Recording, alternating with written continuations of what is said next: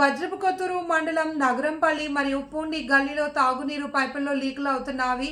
సకాలంలో రిపేర్లు చేయకపోవడంతో తాగునీరు వృధా కావడమే కాకుండా తిరిగి ఆ నీరు పైపుల్లోకి చేరి జబ్బులకు కేంద్రాలుగా మారుతున్నాయని సిపిఎం నాయకులు బమ్మిడి ఆనందరావు అన్నారు. నేడు ఎన్ మోహన్ రావు సుగుణావతులతో కలిసి పైపుల లీకులు పరిశీలించారు. అనంతరం మీడియాతో మాట్లాడుతూ శ్రీకాకుళం నడిబొడ్డులో కలుషిత నీరు తాగి డయేరియా బారిన పడి 200 మంది వరకు ఆసుపత్రి పాలయ్యారని, అదే పరిస్థితి నగరంపల్లి పంచాయతీ ప్రజలకు పొంచి ఉందని ఆందోళన వ్యక్తం చేశారు. నెల రోజుల నుండి పైపులు లీకై రోడ్డు మీద నీరు చేరుతున్నా పట్టించుకునే నాదుడే లేరని, ఆ మురికి నీరే పైపులు ఆగిన వెంటనే పైపుల్లోకి చేరి మరలా నీరే ప్రజలకు అందుతుంది అని అన్నారు. ఈ భేటీ వల్ల టైఫాయిడ్, పచ్చకామెర్లు లాంటి విష జ్వరాలు, జబ్బులు ప్రబలే అవకాశం ఉంది అని, అధికారులు పూర్తిగా నిద్రపోతున్నారా?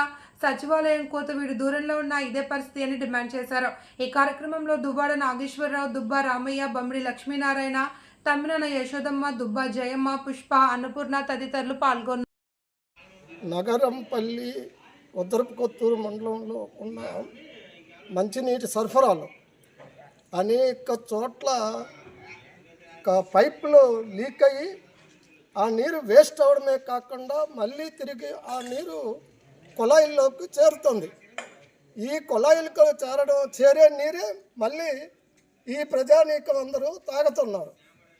ఈ తాగడం వల్ల కలరా, టైఫాయిడ్, అలాగే డయేరియా లాంటి అత్యంత భయంకరమైన జబ్బులు ప్రబలే అవకాశం ఉంది.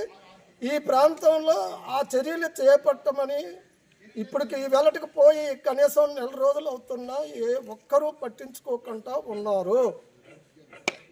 తర్వాత చేతులు కాలేక ఆకులు పట్టే చందంగా మనకి కనిపిస్తుంది.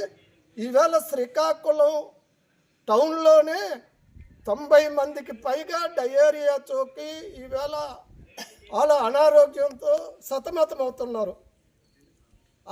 ఆ బ్యాక్గ్రౌండ్లో ఇది కూడా చూస్తే ఈవేళ అక్కడ ప్రబలడానికి మంచినీరే కారణం, దాంట్లో పరిశుభ్రత లేకపోవడం అని చెప్పి కథలు చెప్తున్నారు.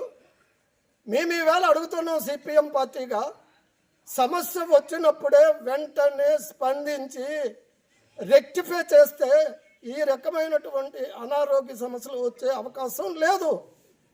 అప్పుడు జాగ్రత్త పడకుండా సమస్య జటిలమైన తర్వాత దానికి వాడు బాధ్యుడు, ఈడు బాధ్యుడు అని చెప్పి అనవసరమైన సస్పెండ్లు ఇవి చేయడం వల్ల ప్రజలకేమీ ఒరగదు.